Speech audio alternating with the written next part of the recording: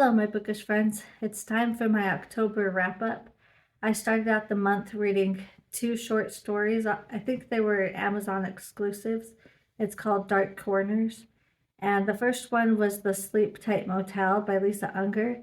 I heard about this story from Nakia on Nakia's Hideaway, and she really loves this story. And so I wanted to check it out because she said it takes place during Halloween. So I thought it'd be the perfect time. And this has really good psycho vibes. So think Bates Motel when you're reading this story. And I really enjoyed it. I thought it was a lot of fun. And then I also saw that Jennifer McMahon also wrote a short story for this collection. And this one's called The Hannah Beast. And this one had even more Halloween vibes. It was about little girls that go trick-or-treating. And one of the girls is kind of picked on by the other girls in the town, and she kind of exacts her revenge at the end. And it was just really good. I really enjoyed it, and the ending was a surprise, and I just thought it was an enjoyable, fun afternoon to read. And then I had a couple of NetGalley arcs, and unfortunately they were both DNFs. I hate starting out the month with DNFs, but it is what it is. The first one, unfortunately, was The Haunting on the Hill. I was very excited for this one. It has a beautiful cover, and I love the Haunting of Hill House vibes and all of that. But I will be frank, I'm not a huge fan of the original Haunting of Hill House. I know it's like everybody's favorite horror classic, but for me, it was just kind of boring, and at times it was confusing, and I was just like, yeah. When I think of Shirley Jackson, I really liked We've Always Lived at the Castle a lot more. But that being said, I still do like it, and I was still excited for this book. But unfortunately, it just didn't work for me. It was just very, very slow. I mean, I expect it to be slow because it's a gothic story, but it was like extremely, extremely slow. And it was really boring, and I could not care less about any of these characters. I couldn't care less about the play they were trying to put on. I just didn't care. And I was a little bit intrigued by the rabbit stuff that was going on. If you've read the book, you know what I'm talking about. It kind of gave me the same vibes of What Moves the Dead by T. Kingfisher, and I really liked that book. And so I was intrigued by the rabbits, but not enough to continue. I DNF'd about page 85. The next one I read was The Last to Leave the Room, and I have only read one other book by this author, and that was, I can't remember exactly what it's called. It's like The Deliverance of Jane Lawrence or something like that. And I really loved that book in the beginning, but then the last third lost me. I did not like the direction that that book took. And so I was intrigued about this one, and I wanted to try something else by this author, but this one just really didn't work for me. It was very like scientific and clinical, and I really disliked the main character. I think you're kind of supposed to dislike her, but I have a hard time with main characters that are dislikable. I mean, I don't have to like the main character, but there's a lot of books that I don't like the main character, but they're at least interesting or intriguing, or you know they're the villain of the story. And like when you're reading The Picture of Dorian Gray, you expect him to be dislikable. But in this case, I just I don't know, she drove me nuts, and I just didn't like her, and I didn't know if we were supposed to like her or not, and it was really boring. And then there's a part in the book where she opens a door in her basement and a doppelganger comes through. And that's what was intriguing about the story that made me want to read it in the first place, is I don't read many books about doppelgangers. And so I was like, ooh, an evil doppelganger. This is going to be really interesting. Well, it's not. It got a little bit interesting after that part, and I kept reading, but it was just a lot of, observing what they're doing. And the doppelganger was not an evil doppelganger. It was actually a lot nicer and kinder than the real person. And I don't know, just kind of blah, like, I don't know. And I kind of skipped around, and then I read the end, and I'm just like, nah, this was not for me. So then I did a reading vlog for my channel, and I'll have that linked at the end if you want to know my full thoughts. I'm not going to go too in depth into these for those that have already seen that video. But I first read All Hallows by Christopher Golden, and I really enjoyed this one a lot. It does have a lot of like family drama, thriller vibes to it, but at the same time, it has a lot of Halloween vibes, which is what I was looking for. at trick-or-treating and Halloween parties and Halloween haunts and a pumpkin man and creepy children, and it just had all the stuff I was looking for, and I really enjoyed it, and I really connected to some of the characters. So I thought this was a good one and the perfect read for October. And then I read The XX. This is about a woman who puts a hex on her boyfriend accidentally when they break up, and it causes all kind of havoc and mayhem.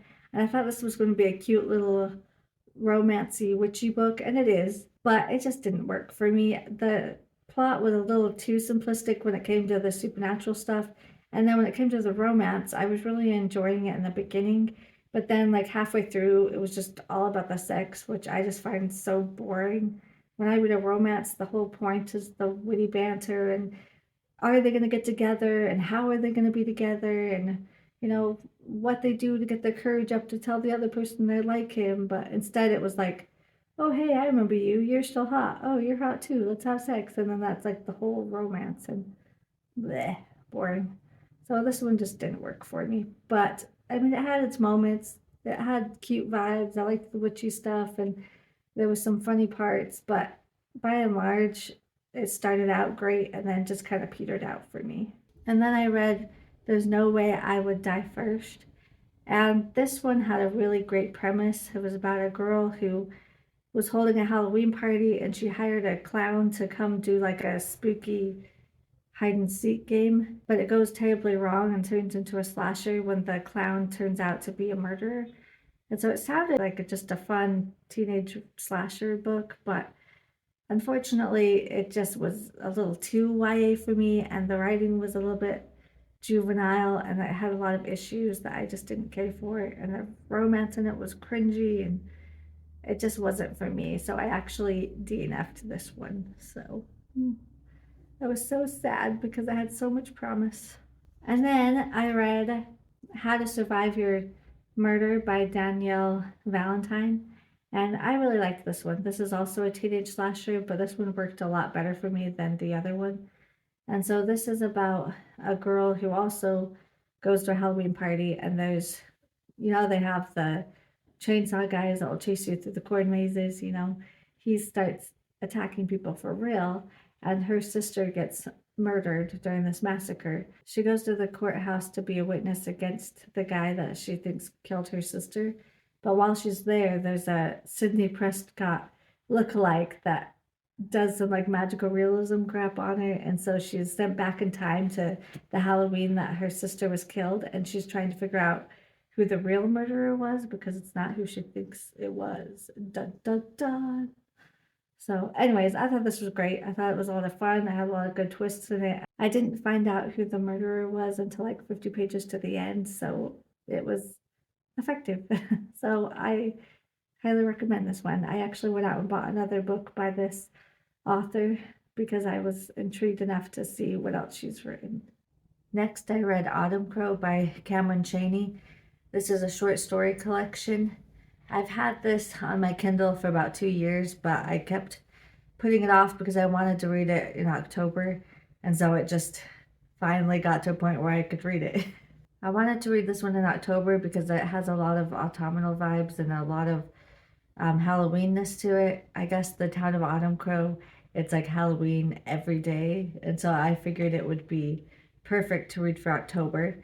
I'll admit though, I'm not the biggest fan of short story collections. It's just never been my thing. I like some stories, some I don't, which I think is pretty typical, but at the same time, as a whole, I always feel a little bit unsatisfied because they're all kind of have similar endings, and liking some of them and not liking some of it makes it overall just kind of meh. And this was no different.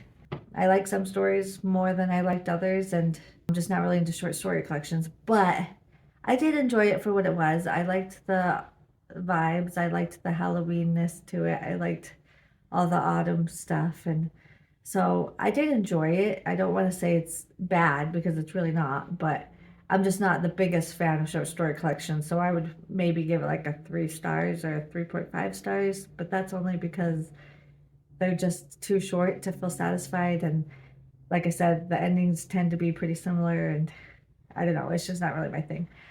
But if you are into short story collections, then this might be a great one to pick up during October. And then I finished out the month just reading a bunch of middle grade fun Halloween books. And I started out with The Haunted Mask. It's a Goosebumps book. And I've had this book since I was a kid, and a lot of people online have said it's like the best Goosebumps. And so I just wanted to read it and see if it still held up. And I thought it was great. I thought it was a lot of fun. It's about this little girl. I think her name's Carrie Ann. Oh, Carly Beth. So Carly Beth, she is kind of picked on by her friends because she's a scaredy cat, and they like to make her scared and pull pranks on her. So on Halloween, she decides she's gonna find the biggest, scariest, creepiest, most disgusting mask to scare her friends with and get them back for all the times that they've scared her.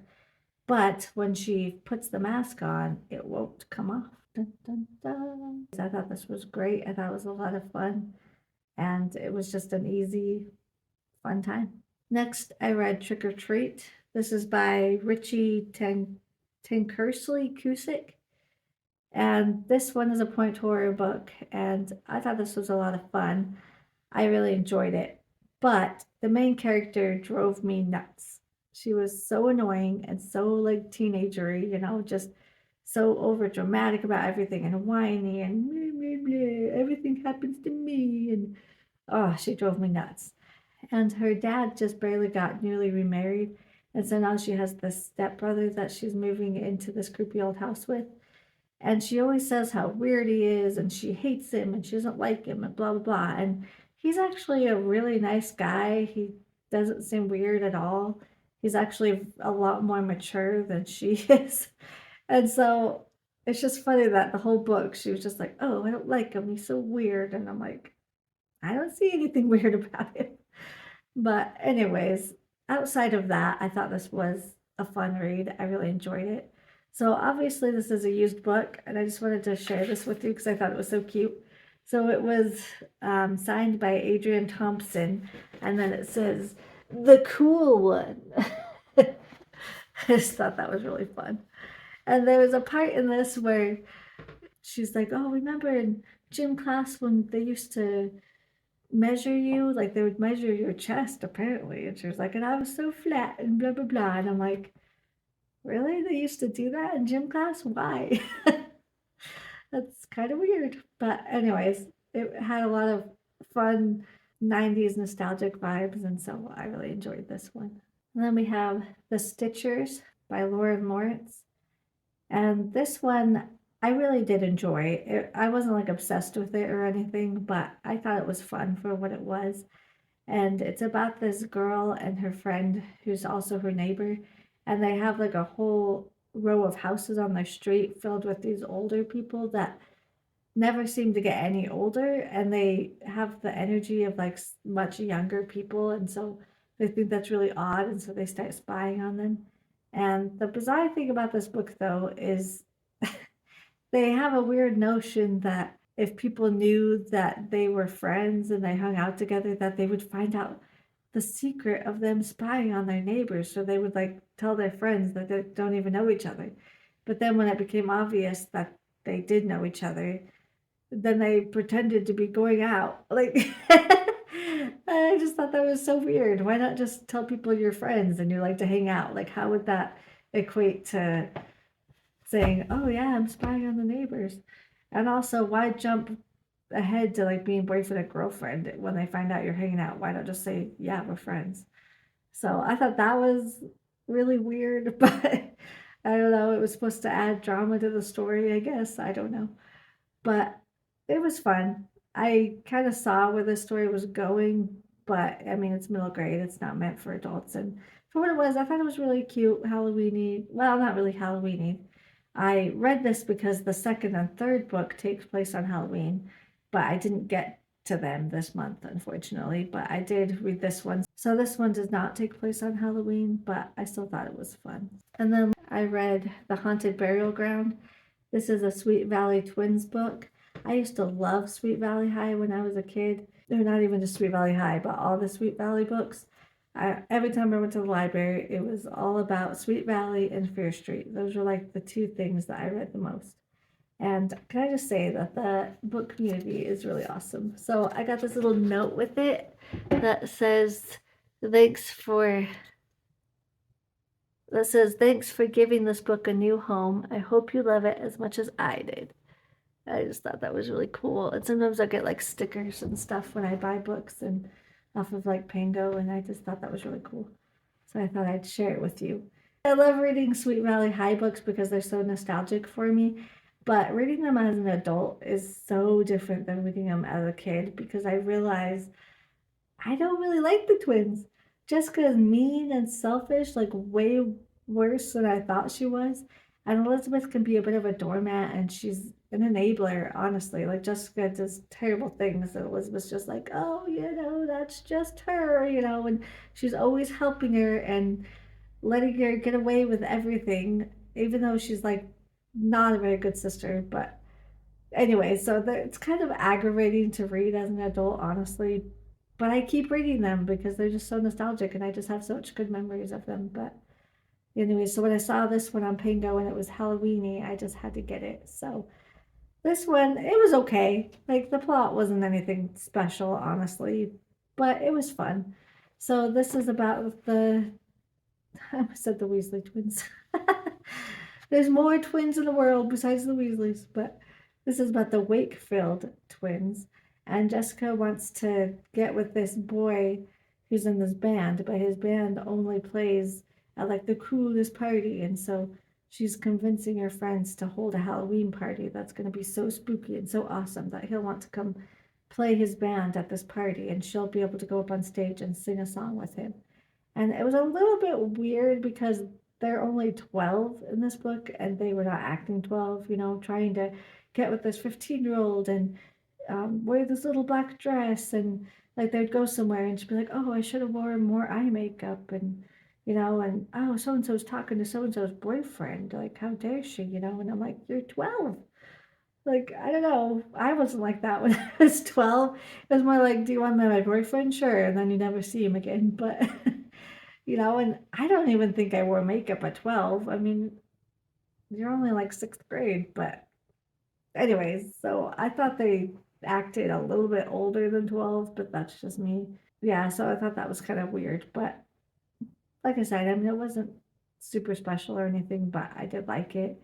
I liked the part where they had a sleepover, and of course, at a sleepover, you have to have like a seance. Ooh. And so of course, something goes wrong and something comes through that shouldn't have and kind of possesses one of the girls. But, anyways, I mean, it was fun. I wanted it to be a little bit spookier, but I'm not surprised that it wasn't because even though this is a super chiller, it's not a Fear Street book. It's not a Goosebumps book. This is a Sweet Valley book. So I didn't really expect it to be super creepy. But yeah, I did want it to be a little bit creepier than it was. But anyways, for what it was a fun time. The first middle grade book I picked up was called Ravenfall. This is a new release and it takes place on Halloween. It's the Celtic version of Halloween, actually, so they call it like Samhain. And I thought that was really interesting and intriguing. And I really did like this book, but this is a soft DNF for me, only because it reads very fantasy, and that's just not what I was looking for my favorite month out of the year.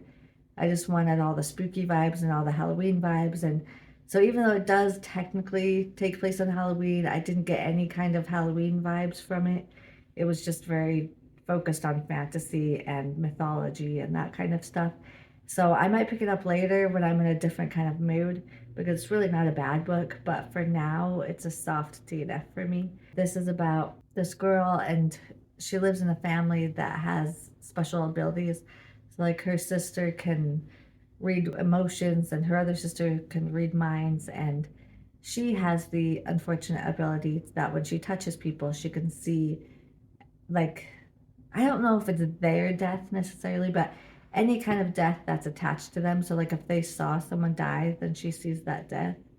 Or, if they went to their grandmother's funeral recently, she'll see that funeral or different things like that. And so she runs into somebody at their annual Samhain festival that they have at their house every year, and she sees these two people be murdered, and she realizes that it's the parents of these two boys, and the boy who's the son of these parents that she saw die ends up the next day coming to her house. And so she's trying to help him discover what happened to his parents and who might have killed them.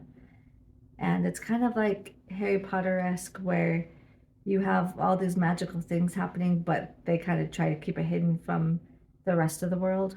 But she thinks this little boy must be attached to the magical world in some way because there was certain aspects about the murder that seemed magical. So anyways, like I said, it wasn't a bad book, but it's one of those where I've seen the trope a lot where the son's like, oh, I didn't know anything about what my parents were doing and they were leading this whole secret life. And, he doesn't know why that they've been hiding all these years, because nobody ever tells him anything. And I've just seen that trope done so many times.